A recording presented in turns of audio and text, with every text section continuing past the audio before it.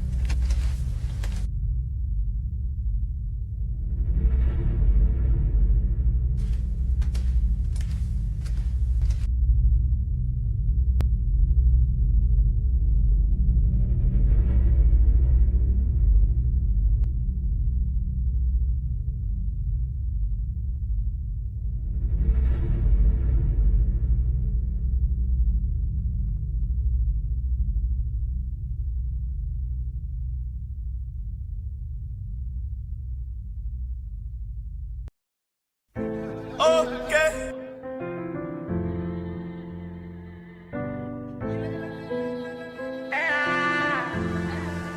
Uga kalabampada, pada.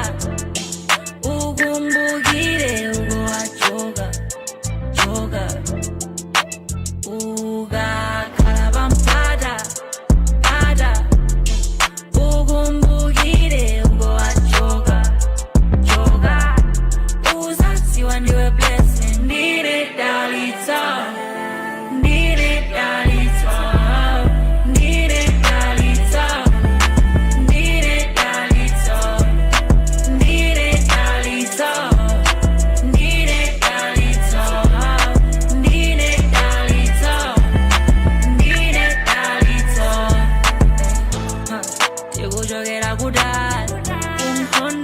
para sirigai tabonyerera mira kuriridu serina gamira komare pulumuga munjira zodabwisa lusabo makarendi basabidwa.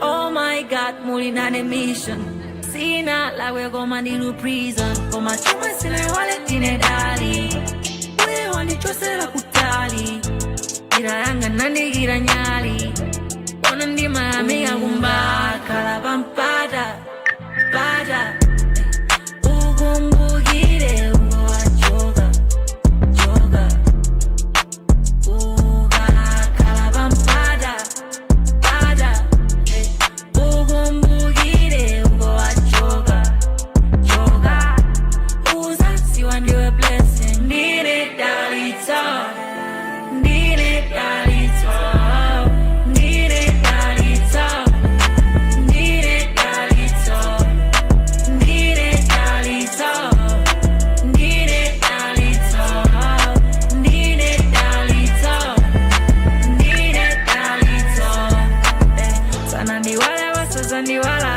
maone sasa nipagende ndizivala ndiga dwala sindi mama nkwala maone sasa ndiyilene ndiga dwala ama ndikonda kuiga trap kwa mafana onilonda sama ndizonda nagi boys agetina jonga peace wazazi samutima ali iki usasange wina ndeno please usajidire wina ndeno tawina yewe uga kalabampada pada ugumbugire ugo wachoga choga uga kalabampada pada ugumbugire ugo wachoga choga uza siwandiwe blessing ndire dalito ndire dalito ndire dalito ndire dalito ndire dalito ndire dalito ndire dalito ndire dalito.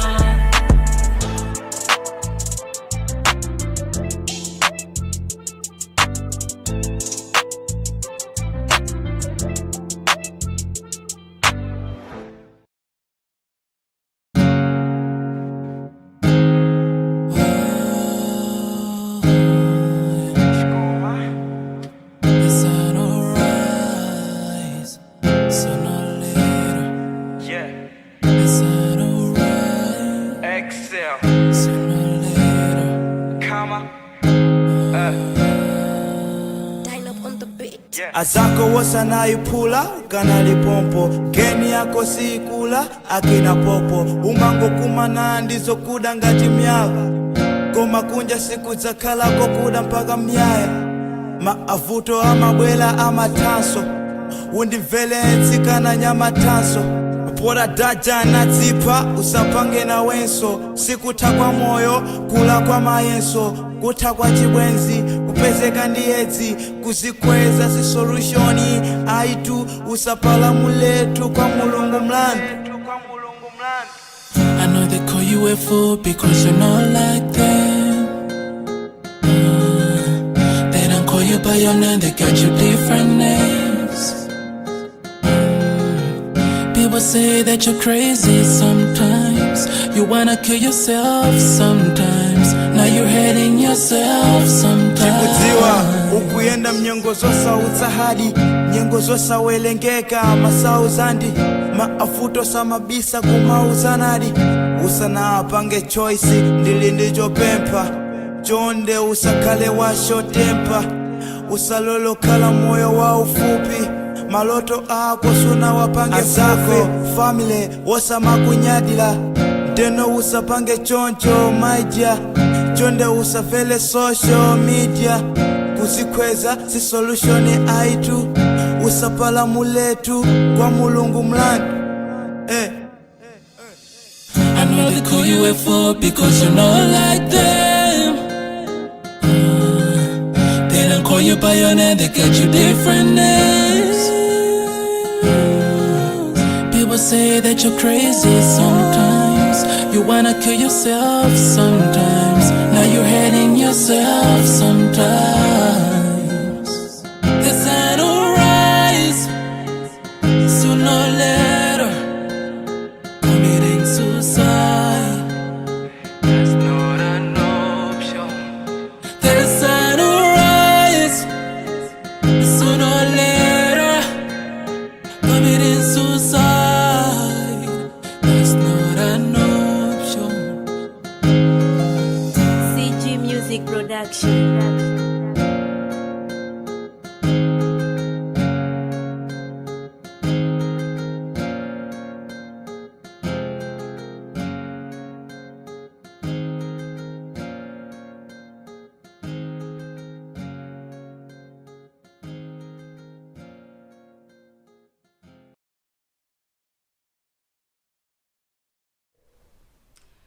Mwachimwemwe kumaso mwasangala ndoleni ndikulandirani soni ku program inanso ya Animata one-on-one pano pa Luntha television. Kungommutsana chabe iyi ndi program ili makhala kukambirana nkhani zosiyanasiyana makamaka zokhudzana ndi thanzi la malingaliro kapena kunena kuti mental health, kuwuzana kuti kodi tikati malingaliro kapena mwina kaganizidwe ndi matenda anji amene mwina mwake amapanga affect mbali imeneyi ya umunthu ya makamaka ya moyo wa munthu. Kwambiri anzathu ambiri timaganizo nazo tikati matenda ndekuti tikukamba ukhawo amene amagwira thupi la munthu sitilingalirako kuti kodi matenda ena ndi ati amene mwina mwake angapanga affect umoyo wathu. Umodzi mwa iyo ndikukhala mwina matenda ammalingaliro. Mwina pakadali pano titha kutsimikiza ndithu kuti mwina anthu ambiri tsopano ayamba kuzindikirako kuti kodi tikali matenda ammalingaliro nkhawa ndi zinthu ziti nanga ndi zinthu ziti zimene tikuyeneka kuti tithe kuthamangira nazo kuchipatala makamaka kuti tikalandire thandizo la zaumoyo. Ndi chifukwa chake ife timabwera pano every Monday komanso kubwerenza every Friday. Nkhani yake ndiyoti inu muziwe muzindikire makamaka kuti kodi tikati thanzi la malingaliro tikamba chani nanga tikati matenda amene amagwira mwina kaganizidwe malingaliro athu ndi matenda ati ndi ati tingathane nawo bwanji nanga kodi tikakamba za zipatala zathu zaboma tili nawo akadaulo amene mwina mwake akhoza kutiunika ndi kutithandiza makamaka ikakhala nkhani ya malingaliro angwiro mbuyo mutamba ndithu akadaulo athu osiyanasiyana akumatifotokozera kuti ayi tikakamba nkhani za matenda ammalingaliro inde alipodi komanso thandizo lilipo. Kwa ena amene mwina mwake ngosachiritsika kuti sangatheretu takhalanso tikumva ndithu kutitsimikizira kuti ali ndi ma solutions osiyanasiyana amene mwina mwake amapanga reduce mwina mwake the impact imene ikubwera ndi matenda amene agwira makamaka malingaliro athu. Ine dzina langa ndi Rachel Julai.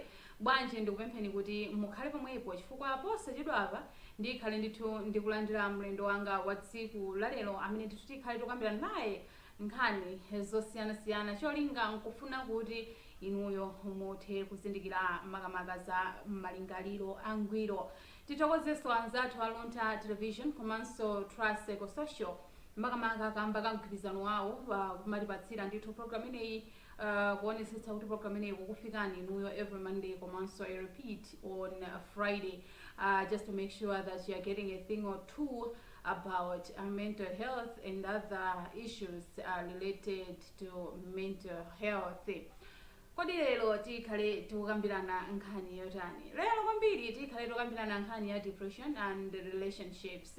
Depression and relationships. Tikakamba nkhani imeneyi mwina mbiri mukuti apo ndiye mwabaya. Ngati nyimbo ya ili njuchi yabaya. Apo ndiye mwabayiratu chifukwa nkhani imeneyi nthawi zambiri anthu timayipanga overlook kuti izi tangosiyani. Mwina anzathu akutidandaulira kuti in my relationship this is going on, chimwina chikutere malangizo amene mwina mwake timampatsa amangokhala apamwamba. Kodi makamaka ma depressions ngati ameniwa amapanga bwanji affect moyo wa munthu kaganizidwe ka munthu kapenanso mmene munthuyo angazipangire carry throughout the day zimampanga bwanji affect zinthu ngati zimenezi zimapanga bwanji affect anthu amene amuzungulira munthu ameneyi komanso zimapanga affect bwanji moyo wake wa tsiku ndi tsiku iyeyo ngati munthu komanso mu relationship yo kodi mwina munthu amene akudutsa through this kind of depression angakwanitse ndithu kukhala ndi successful mwina relationship yoti mwina mwake can lead to marriage, kapena even ngati ali ambanja amene can that marriage work mwina ngati mina manenera akamadalitso kwati kuti for better for worse till death do us part, can it go mwina all the way to that point of maybe till death do us part? Zinthu ngati zimenezi makamaka ndi zimene tikhale tikukambirana tsiku lalero. Nemwina inunso mukuti ayi inenso mafuna nditapereka mwina mwake ndi manga yanga kapena ndiperekeko experience yanga makamaka zimene ndakumana nazo mu nkhani ngati imeneyi, bwanji inuyo mutumiziro thenga ku 0882 673176 0882 mukatero ndithu tikhale ndithu tikukambirana nkhani yonseyi nkuma patsana ndithu nzeru kuti aya aposo bwanji mutaponda akuti muti umodzi susenza denga, koma ndithu ikakhala ngapo denga limasenzeka ndithu chimodzimodzinso ndithu program yathu timakhala ndithu tikumva maganizo anu tikakamba depression in relationships makamaka pali zambiri zimene zimapanga follow. Tukamba nkhani za loneliness, tukamba nkhani za anxiety, tukamba nkhani zongozi yang'anira pansi wewe kuti why is this happening to me, kumazifananiza wekha kuti komatu my friend is having a happy marriage, what's going on, mapeto ake kumakhala ndi maganizo osiyanasiyana, ma suicide thoughts, kapena yayi kumango munthu thupi kumangotha kumangodabwa anthu kuti kodi munthu uyu inu anali ngati ratio kuti munthu uyu ndithu wathupi lake bwinobwino, kodi zinthu zikuyenda bwanji. Nkhani yake imakhala kunazo kuti sometimes we even fail to share with our maybe close relatives kuti I think this relationship yandilephereka, mwina ena amakhala kumaganizo nazo kuti this is my third marriage now, what will people say? Anthu ndithu amakhala kumaganiza kuti maybe the wife is the problem, cause azimuna onsewa atatu adutsa mbuyomu, mwina wasiyana nawo mbuyomu sangangokhala kuti azimunawo ndi mavuto okhaokha, mwina mkaziwo ende amene ali ndi vuto, munthu nkuphinjika ndithu mubanja kuti ine banja ilili nde ndilikakamira sindilisiya yayi, koma munthuyo yet akukumana ndi mavuto osiyanasiyana. At the end of the day mapezeka zonoti mwamboganiza zozipha ndikukhala ndithu mwinadi ndi successful suicide yoti basi pambuyo pa zonse mupezeka zonoti mwasiya ana pa mavuto, mwasiya mwina abambo pa umasiye, mwasiya makolo pa umasiye. Nkhani zonsezi ndithu zimakhala kuti zipanga affect mwina mwake moyo wathu in one way or the other, so timayeneka kuti tiziyamba kaita zilingalira kuti kodi zinthuzi tikapanga moteremu kodi chitsalire ndi chani, nanga zikatere chitsalire ndi chani. Zonsezi nzofunika kuti tiziziunikira bwinobwino. Monga nanenera kunazo posachedwa apa ndikhale ndili ndi mlendo wanga, bwanji tikume pang'ono tikabweranso tikhale tikupitirira ndi program yathu.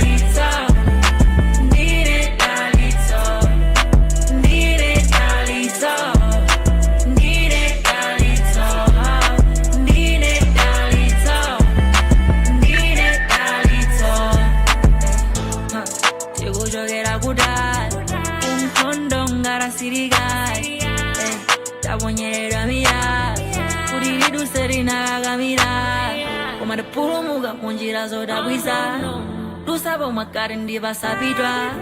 Oh my God, muli nane mission sina lawe koma ndilu prison koma chuma sine wale tine dali uye wandichosera kutali ira yanga nandikira nyali ona ndimayamika kumba khala pampada pada ukumbukire ungowajoga joga ukakhala pampada pada ukumbukire ungowajoga joga uzasiwa ndiwe blessing ndine dalitso ndine dalitso ndine dalitso ndine dalitso ndine dalitso ndine dalitso ndine dalitso ndine dalitso sana ndiwala wasaza ndiwala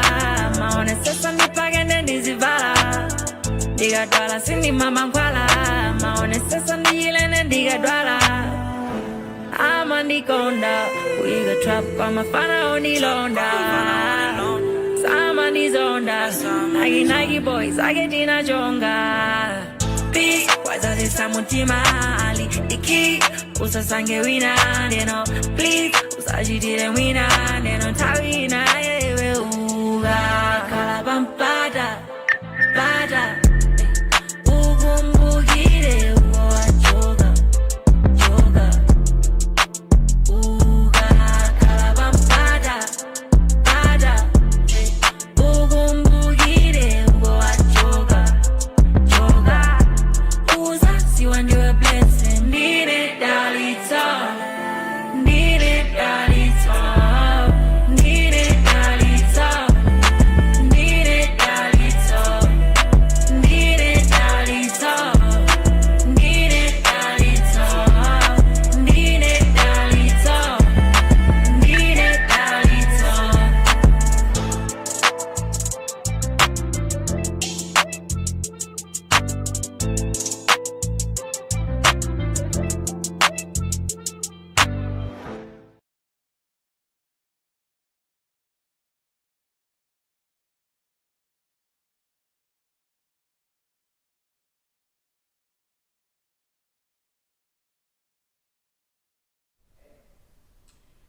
ndikulandirenisoni ku chigawo china ndina kuti chigawo chachiwiri ayi ingona kuti chigawo china makamaka cha program yathu ya aimata one-on-one pano pa Luntha television.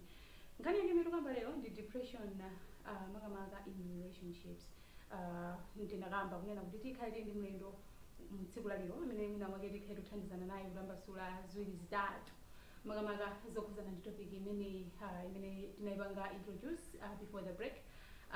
Mwina ena nkutheka kuti mufuna kutenga mbali nakamba napereka nambala komanso mukayang'ana pasi pakane mawanuyo muona kuti pamenepo pali nambala imene mukhoza kutumiza uthenga makamaka ku nambala imeneyoyo ife tikuwerengereni uthenga wanu mutenge nawo mbali mu program yathu. Musandiyimbire phone mungonditumizira uthenga mukanditumizira uthenga ine ndithu ndikuwerengerani koma mukayimba ndingokudulani komanso ndoti muchepetsa program chifukwa ndoti mundisokoneza koma timayamikira makamaka all the feedback that we get from you zimathandizira kuti program yathu izipita chitsogolo. Mwina ndikulandire mwina kungwadzutsa Malawi kuti tili ndi ndani mukuchokera kuti. Okay, ine dzina langa ndi Kate Chipili ndipo ndipezekera kumwe kuno kuli Longwe and ndine social worker. Tikanayo social worker muchichewa tikhoza kuthandizira kuti munthu amene amathandiza anthu ena kuti asithandize okha. Ndi panopa ndikugwira ntchito ndi ana children mostly ages 5 to 18. Yeah. Zikomo kwambiri. Yeah, ndikukhulupirira kuti mwadziwa tsopano kuti tili ndani mu program yathu ya tsiku lalero tiyambepo. Kate, tikukamba nkhani ya depression and relationships. Mwina koyambirira anthu nkumadabwa kuti kodi nkhani imeneyi mwatipenda bwanji. Okay, depression is feelings of unworthiness, or we can say it's prolonged sadness. So umapezeka zokuti when you are depressed nthawi zambiri zinthu zimene zinkakusangalatsa kale sizimakusangalasanso mwina kucheza ndi anthu umapezeka zokuti sukuchezaso nawo mmene munkachezera nawo kale komanso mwina achibale umapezeka zokuti uzisanthule kukakhala mwina malo awekha ngokhala wekha kuchipinda du it's a sign kuti you are not okay, you are depressed. Nthawi zambiri umakhala zokuti nkhawa mwina zachulukira and ukusowa kuti utani, and then it leads to suicidal thoughts, maganizo okuti uziphe munthu chifukwa kuti sukuonakonso tsogolo lililonse la moyo wako, chilichonse chimakhala ngati chayima. Otherwise zimakhala ngati kuti zinthu zimene zakupanga surround with the things that are in your environment are a lot of a lot overwhelming kwa munthu. Chabwino ndeti kukamba nkhani ya depression makamaka mu ubale kapena tineno ndi muchibwenzi tikhoza kunena mbanja mwina anthu nkumadabwa kuti tikakamba za banja ikuyeneka kukhala ndithu a platform where anthu awiri agawana chikondi. Tikakamba nkhani mwina ya chibwenzi the same anthu akuyeneka kuti agawane chikondi. The moment munthu you are loved, you are appreciated, there is no way munthu angakhale depressed, there is no way munthu angakhale ndi anxiety and whatever. Mwina tikakamba nkhani imene ya depression muchibwenzi mwina chimachitika ndi chani komanso zimayenda bwanji kuti munthu afikane ponena kuti mwina is depressed while in a relationship. Alright, there are some ways to depression in terms of a relationship. Mu relationship zimatha kupezeka zokuti one of the partners suffers from depression from time to time, or zikhoza kupezeka zoti depression yo yabanga arise because of the relationship. So ndiyamba kaenda kamba kuyambirako kukuti pali anthu ena amapezeka zoti wapanganawo ubwenzi and anthu aja akukumana ndi nkhawa zawo zimenezo osati za muchibwenzi komano zawo khana. So it happens that when this person is sad, depressed, amakhala ndi tendency yomapanga dismiss partner uja zikamuchitikira akakhala zokuti ali mu depressive state muja amakhala ngati kuti akupanga withdraw komzasanene hai komakhala ngati wamulakwira ngati kuti wamulakwira komanso ngati kuti ma mood swing kwa anthu amene amakhala depressed usually amakhala ndi ma mood pena zikhale ngati kuti ali bwino, and then sometimes the depression just comes in mosadziwika bwino. So chipwirikiti mwaona. So when we're talking about depression alipo awiri, we're talking about exogenous imene imakhala exogenous depression imene ili depression imene imabwera because of your circumstances or your situations around you. Muna tinene kuti mavuto azachuma, you know, mavuto a family anthu akukanika kukhala ndi ubale wabwino wamtendere zinthu ngati zimene zimwina kukanganirana chuma manimvesesa, things like that can lead to depression. Komanso mwina peer pressure ijayo kuti you know anzako akukwanisa kupanga zinthu zina iwe kuona zokuti nanga maybe some of your friends are having happy relationships, happy marriages, happy relationships ineyo bwanji, you know. So those are like situational types of journey depression. Komano endogenous depression, this is depression whereby it now just comes out of the blue. Zimanguchitika kuti mwina tsiku limene wadzuka and so feel so like doing the things that you love to do. Ndekuti pamene bobo you have lost interest in the activities that once made you happy when you're the endogenous. So now when it comes to relationships, people can be depressed because of their partner, or they could be depressed because of their own situations. My relationships. Nde tikagamba ngati mu relationship my issues amabezeka zokuti mwina they are piling up because of no communication. Communication is not open. Also mwina because one of the partners who is depressed akoza mamuza partner wake uja kuti yayi ndikakuuza nkhani zanga sundimvesesa ndiye makhangati kuti wapanga shut down ukungopanga para up mauche na ukupanga kwako. Yes. Alright. Chabwino mwina mwake munthu amene akudutsa through this kind of situation amene yoyo mwina mwake some of the signs mwangambako loneliness, mwina what are some of the signs imene munthu chamatha kumaonetsa in case mwina anthu kuti amuzindikira bwanji.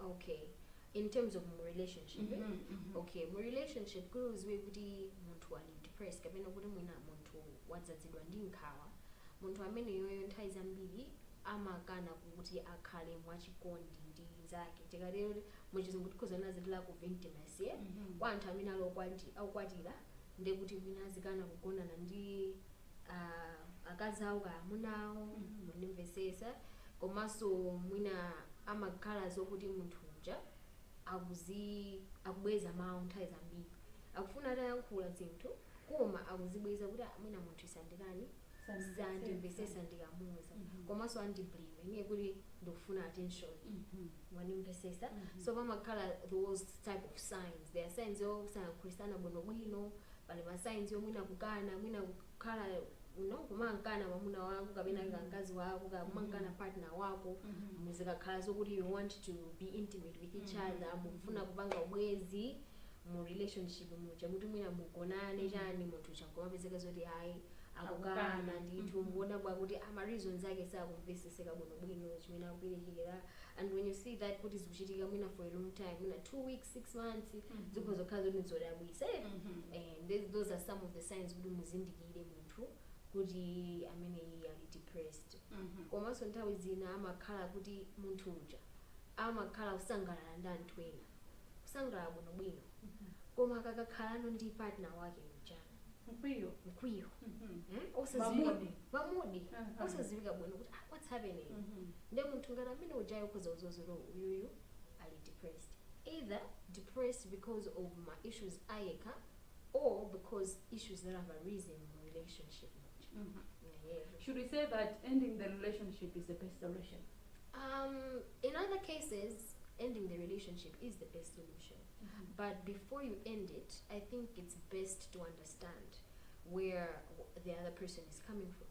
Mwinangati, if it's like communication, there's lack of communication, there's lack of romantic intimacy, mu relationship muja mwina anthu simukumvana bwinobwino, it's best kuti mukambirane kaye kuti chikumusowa mtendere partner wako uja ndijani kuti bwezi yako uja mumvesese kuti kodi iyeyi what could be the issue. Komatu pamene popo ndikuona ngati pakuzokhala povuta because we have talked about kuti munthu amene akudusa through that kind of thing amakhala zonoti wapanga basi kuti sakufunanso kuti munthu uja amuyankhulitse so like don't you think it's almost impossible like for somebody like that to be open up like even to the partner mwina tineno kuti amathu kumasuka mwina at the end of the journey kuti apa mwina akagana kuti apa tingotana okay pali nthawi zina zokuti ma partners ena amakububa kuthesa chibwezi mwina ifota kuziwa zoti partner wawo amakhala depressed so they run away from kuthesa chibwezi chija amangopanga be nesi mavuto amene aliti ali muchibwezi aja so for one to open up, yes indeed it could be challenging for a person to open up koma at the end of the day ubwezi unamba wanje sikunamba chifukwa cha kulankhulana komanso chikondi exactly so I think approaching it with love kupanga approach situation ija ndi chikondi kuti mumvesese munthu uja kuti sionse anthu osamene amamvesesa ma mental health issues so zimafunika kuti upange ndithu research kako partner wako uja umuziwe bwino kuti kodi ningamuyankhule bwanji komanso you have to take advantage of the time mene munthu uja ali excited ali happy ndi nthawi imene mungatheni kubweresa koma simusokoneza macheza pamenepo ngifusira bwino chifukwa pakauti nkhani zabhebha kena kubweresa nkhani zina nkhani imene fuso imene ndeni ndilofunikira okay so what happens when a person is mwina energetic kuti akhoza kuyankhula ndi ukubwerese nkhani zija akhoza there are two things akhoza kukhala receptive kuti akhoza kumvesesa kuti muyankhulane apo wayi akhoza kupezeka zokuti akupanga be chani shut down pamene akupanga shut down mwina it's best kuti ubweresepo munthu amene iye uja amakhulupirira unlike partner unlike mwina bwezi lake uje it's best kuti maybe the partner talks to anthu amene ali closely related ndi partner wawo uja kuti amvesese bwinobwino kuti kodi issue iyi kuchokera kuti ndipo tikhoza kuthana nayo bwanji komanso ending the relationship is not a bad thing because zikhoza kumuthandiza munthu ujaso kuti akakhale emotionally mature akakule munzeru zake zamaganizidwe yake pamene ndikupana kuti sometimes people need space from each other and anthu aina amaopa kuti kodi munthu iyo ndimuuza bwanji but most of the times it's just good to be brave zimene adapangira respond munthu wina uja kwa iweyo pamene panthawi imeneyoyo sumuyendekera kuti uchitengereso kwambiri oyenera kuti abweretse break pamenepa uyu wakuonetsa masainzi ambiri a depression iyo kapena uyu ali normal amene no ali affected kwambiri ndi depression yanzake okay. So like in a relationship my man is depressed then it's me who can request for a short break. You can either request a short break or I would recommend couples therapy. Imene ndi pamene munthu obereka uphungu no counseling imabwiramo kuti mwina chisanathe chibwezicho ubweziwo usanathe ubanjalo isanathe it's best kuti anthuwa akumane mwina ndi munthu amene angamuthandize in terms of finding out what the real issue is from time to time that is yeah. Alright, maybe mumagwira ntchito ndi anthu ngati amenewa chithunzithunzi chikuoneka motani mwina ndi anthu angati amene amabwera makamaka ndi mavuto ngati amenewa kuchapeza thandizo. Okay, in terms of my relationship issues ndimalandira inde ma issues my relationships kuti there are issues going on in that relationship komano kunena chilungamo because concept yake kumalawi kunoko ndiyo kuti yangobwera kumene mene ndinanenera kuti anthu ambiri samamvesesa chani za mental health amati yayi za mental health ndi za azungu yayi za mental health ifeyo tikudusa mavuto chabe yayi zimene zomwe bwerisa zachikunja and yet tikati tione bwinobwino nkhani tikuona kuti therapy janditu ndiyothandiza ine personally nandithandizako. I've gone to therapy before. People ask me, you're a therapist. So I tell them, no, I go to a therapist. Because I'm human, just like you are. My name is Cesar. So therapy, jati maibanga undermine, mwine fora ntamaona kuti, ndikakamuuza munthu mavuto anga akandibanga expose. Mwina muli kuchali chilimozi, mwina magwira chilimozi, mwina they'll judge me. And nazokuti mwina ningofuna zokuti anthu andione, you know? So there's a lot of stigma that is tied to mental health. Yeah, which is why if we have to acknowledge that mental health is a basic human right. Many mabitira kuchipatala kuti ndi malungo. It's the same way we should attend to our mental health as well. Exactly. And when it comes to relationship stuff, it's also I've seen that there are a lot of people who tend to be people pleasers in relationships. Sometimes it's okay to say no. Even one time I live very close to where you umata kuopa kuti ndabanga disappoint, you know, and akabwera kwaini akandipempha kuti mina we should go to a wedding or maybe we should go to a social space nimene ndikumveramu, you know. It's best kuti munthu uja azitha kunena chilungamo, azikhala honest with yourself.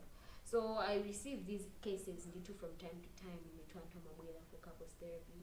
Ndikanena ma statistics ndikozokhanga kuti ndi kunamizana koma I could say kuti people are now opening up. They are now opening up pang'ono as the more we talk about mental health tikakamba kwambiri za thanzi la ubongo, thanzi la kaganizidwe anthu nditu mamvesesa ano masiku ano asiya kunena kuti ya zimenezo za ufiti kapena ya zimenezo ziwanda zimenezo anakwimira analodza, you understand? Alright, wina nkhani ngati imene is this something kuti anthu should get worried? Okay, should people be worried in terms of relationships? Okay, there's always a solution to a problem.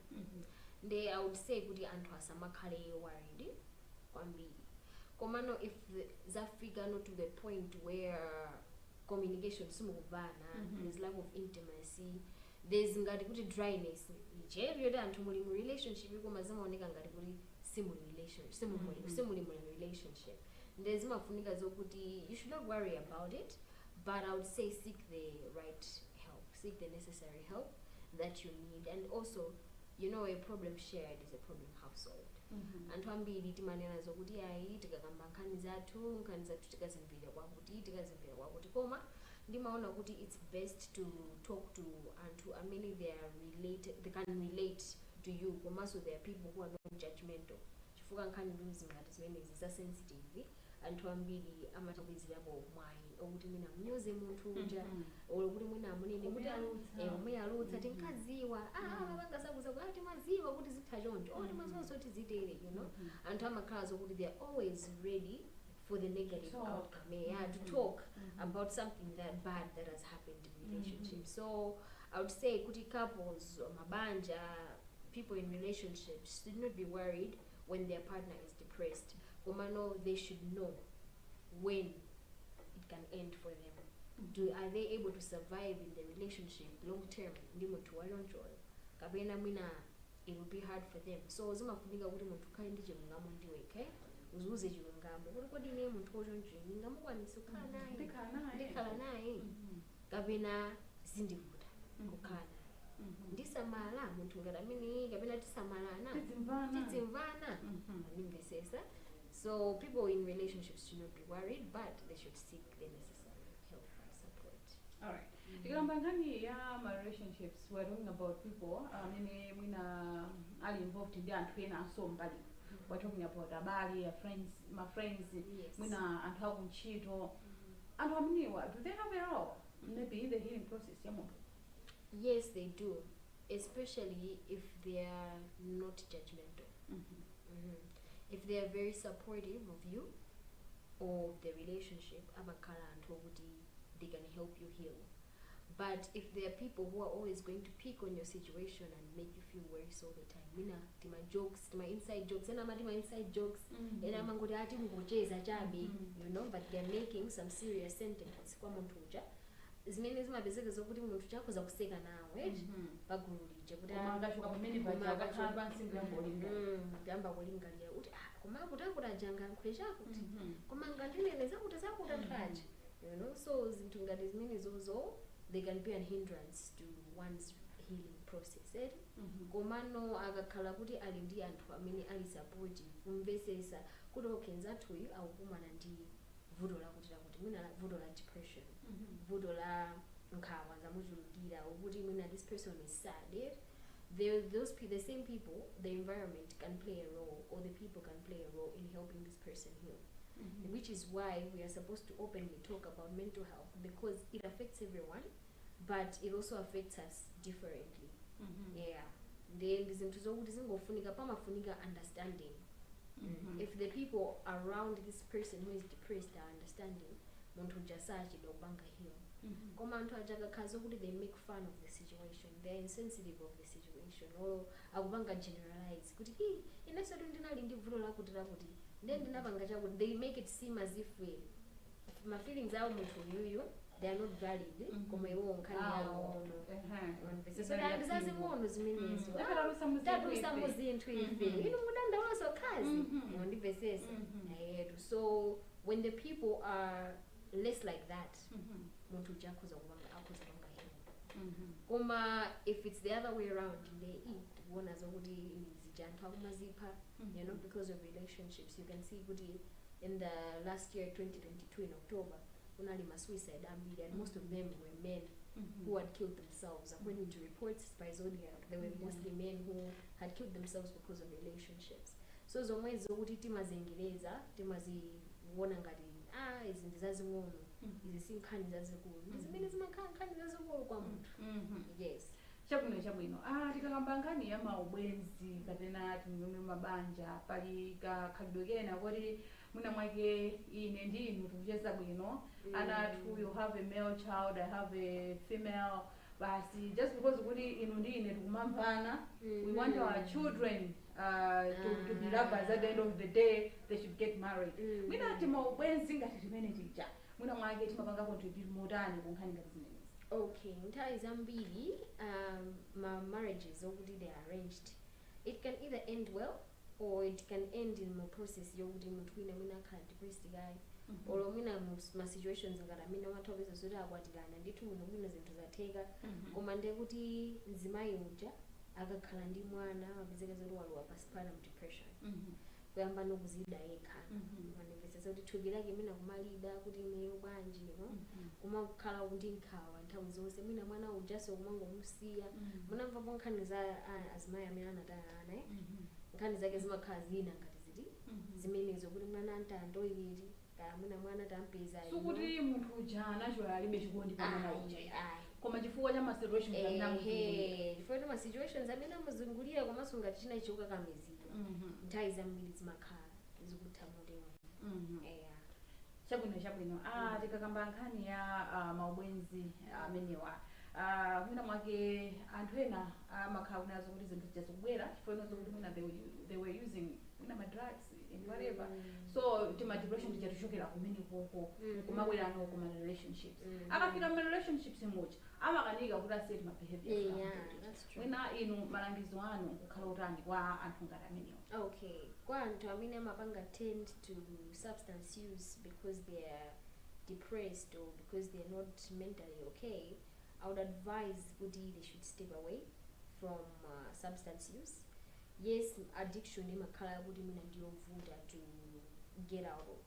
Koma once you have made up your mind and you are taking steps to slowly get out of that life, umazibona zokuti munthu wakhala sane bwino komanso wakhala kuti you're so bad up, so your thoughts and maganizidwe yako amakhala zinthu zimakhala zinthu za straight sizibwirisa maudani chifukwa pala anthu ena amapezeka zokuti they are abusing ma substance aja and their relationship mwina wakamenya partner wawo mwenipisa akayambisa ndiye utamvako nkhani zokuti inatenga mazi kukwatira you know things like that. So kuti zinthu zachonchozo zisamachitike munthu uja amafunika uziziwe weka kuti kodi ineyo ndikapanga ichichi chimandithandiza bwanji, how does it usher me to the next best version of myself, ndikhala bwanji my best yeah. Chifukwa kuti zinthu zija I would not recommend kuti you have mental health problems ndeno upite mwina to substance use mina ma drugs osiyana chani ineyo zimene zondibona zokuti it's not ideal because upezeka zokuti chabwino you have used your drugs, you have used alcohol chani, you have used it because you want to get away from your mental health issues, right? Kumano ukakhaza ukuthi zinthu ma substance aja atom system kumabwelerabe to the same issue factory settings default settings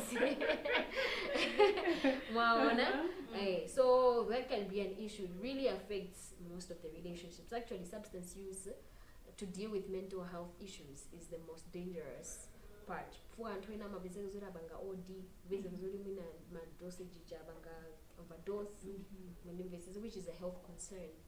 Yeah, so I would advise that instead of using substances and alcohol and what other drugs there, it's best to seek professional help.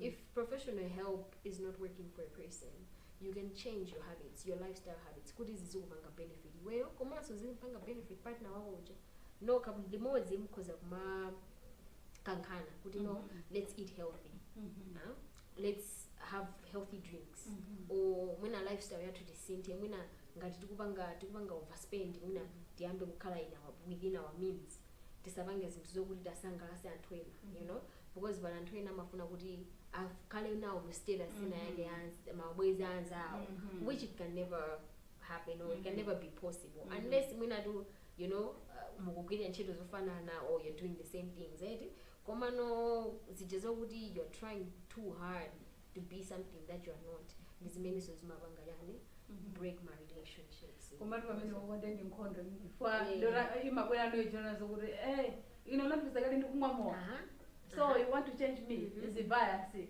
inonandipeza kale ndikugwisa ntchito ma drugs ena ndena iwo kwera ndi ma rules apo bias kachipwezekata kasokonekera chabwino mwina kupitirira ndi program yathu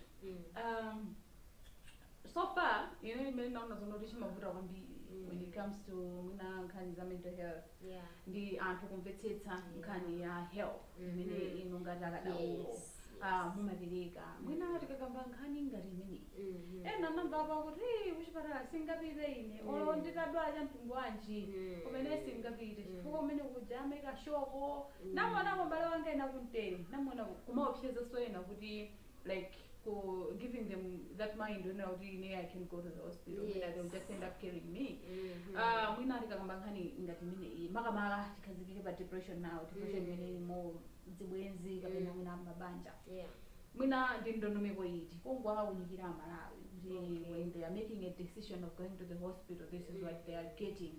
And yeah, mwina ndi ndondomeko iti imene mumatsatira namwakeko wathandiza anthu amene. Okay, well pali ma misconceptions ambiri okhuzana ndi mental health makamaka chithandizo cha mental health.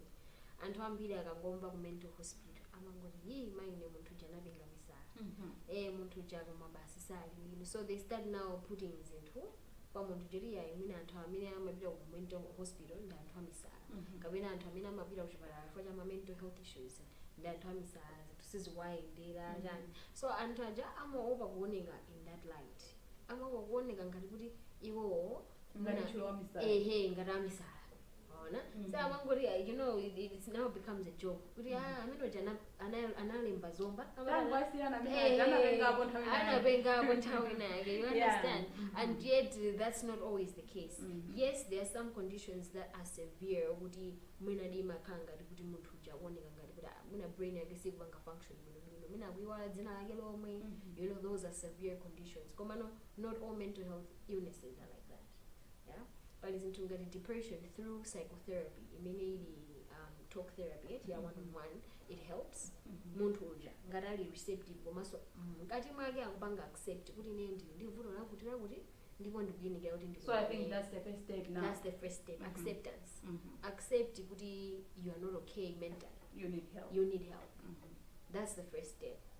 The second step is to also analyze the wing. Kuti who is the right therapist for me? But anthu ena anapita ku therapy mina kuona kuti I don't like my therapist. Anthu ena amatakutira unena zimene zozo ine a therapist angasamandisangasa. So it's good to explore ndi anthu obereka uphunguwa kuti uone kuti kodi ineyo weniweni amene angathe kundithandiza ineyo ndimtiyo amene atandimvesese ineyo ndimtiyo fuka pali ma therapist ena nawo sali ndi zikhulupiriro zawo. So munthu uja akabwera ndi issue zikhulupiriro zawo zimatha kupezeka zoti zayamba kutani kulowereramo. And yet this is now an issue yokuti you're not supposed to generalize. So I would say that mental health issues are not generalized. They will likely not supposed to be generalized because anthu zimapanga affect mosiyana-siyana. Ineyo mene sindingamapangire respond to therapy or mene ndingamapangire respond to my lifestyle changes mosiyana ni mene anthu ena sangatani angapangire respond. Ndezi kufunika zokuti munthu uja first of all akhale ndi positive mindset kuti ine chichi chimene ndikupangachi chindithandiza ine ndemwe, asaganizire zokuza ma surroundings kuti kaya anthu andiganizira zotani kaya anthu anena kuti chani, because zipatala ngati zimene zozo ma institutions ngati amene kapena anthu amene akupanga practice private counseling and therapy iwo cholinga chawo chokuti athandize anthu aja akhale mu state yabwino, state ya healthy, state yokuti they can relate with themselves komanso they can relate to other people. So I would recommend couples counseling. I would recommend kuti ngati pabwezi munthu wina ali depressed or says kuzaso kuteka kuti ose they go through some depression, it's best kuti mina aliyese muna akhale ndi wobereka uphungu wake. Komanso it's good kuti Oh, you mean kuti anthu in a relationship uyakhale ndi wake uyakhale ndi wake? Why not having one? I was coming to that. They could either have winner wage, komanso they could have one for both of them. Yeah. Tawi zambiri it would help mwina because pali ma issues ena amene munthu sangamasuke kwambiri pamene pali partner wake. So akakamasuka kwa therapist uja or counselor uja akampasa homework imene muthandize kuti apange navigate chani those negative emotions kapena those hard feelings to talk about. Yes. So another thing I can recommend is kuchiyankhula mwa open. You know, zizizi timatha kuzisunga mmitima yathu timati you know anthu amaopa ine anthu ambe kundinena zoti ine ndikusakasaka attention ineyo ndipite kumene kuchako ndizioneka motere. So that stigma imene makhala tied to mental health ija imene ija ikuyenekera zokuti tiyambe kumayichotsa mentality mwathu, tiyambe kuchotsa mentality mwathu kuti yayi zimene zozo azimapanga affect anthu akuti kuyamba kuika race jani zina ndizina amene amagenda iye ayenda azimayokha amene amakumana ndi zinthu zovuta zokhoma azibambo ife timakhala you know anthu ena azibambo amanena zoti yayi ife tili bwinobwino timwe mkamuwapa tirani basi zitha and yet the issue is still there. So zimafunika kuti munthu uja ayankhulane ndi munthu ndithu because it will help that person find out the root cause of the problem of the depression. And then after that, finding the root cause, the therapist or the counselor is going to give them coping mechanisms that can bring resilience, from those things. So depression can be a mentality. Yeah. So you have to take care of your mind.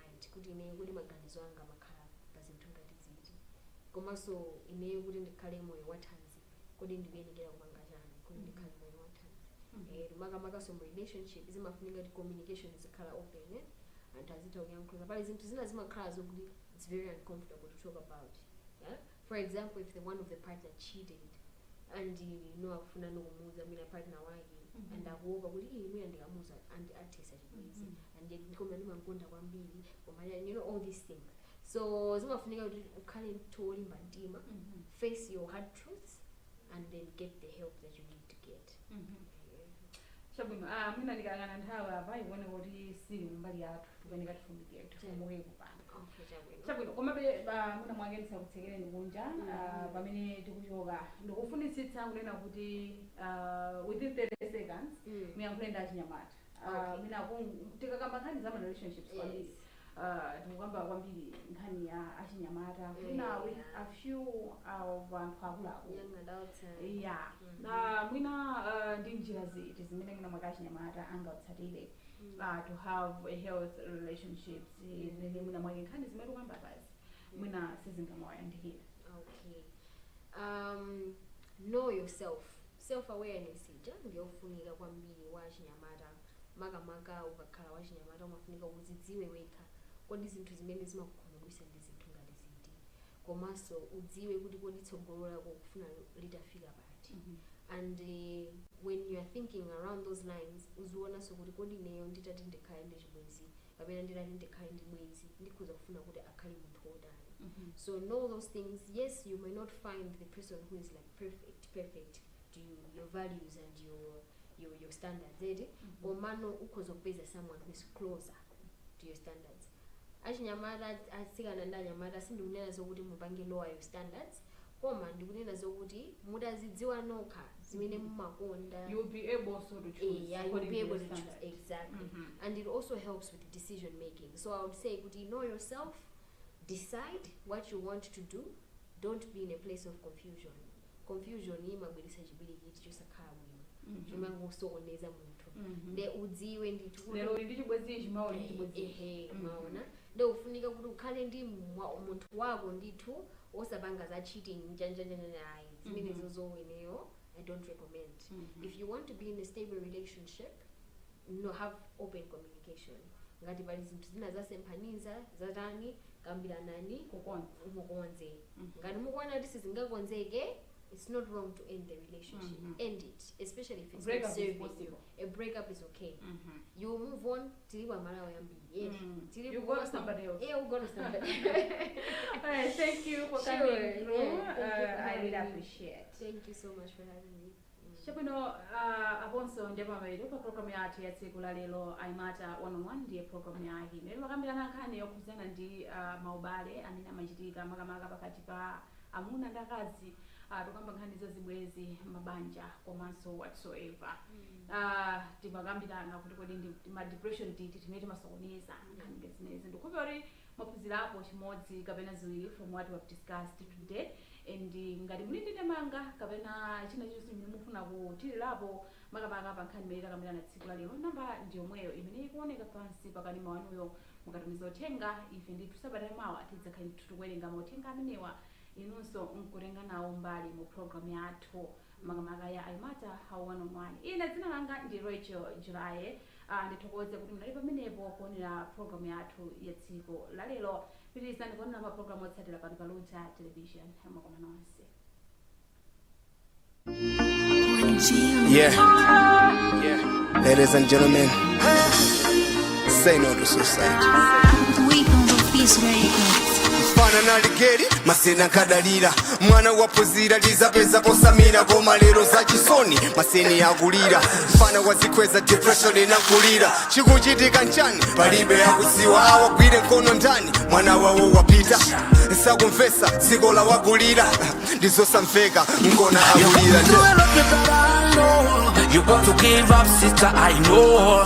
But cause a passing solution. Talk to somebody for counseling. So let me say, oh, Satipa. Say no to suicide. My little sister, mudago ndadi koma sajisoni lero akukusiyani tikumvesesa kudayisa ni nthawi sogolo la chikondi kwa inu you're not right kugogoda pantima shako maine ekalera ngali ndi mashaina ine uyuyu basi kungondifulane sindingachitire mwina ndingosipa ineno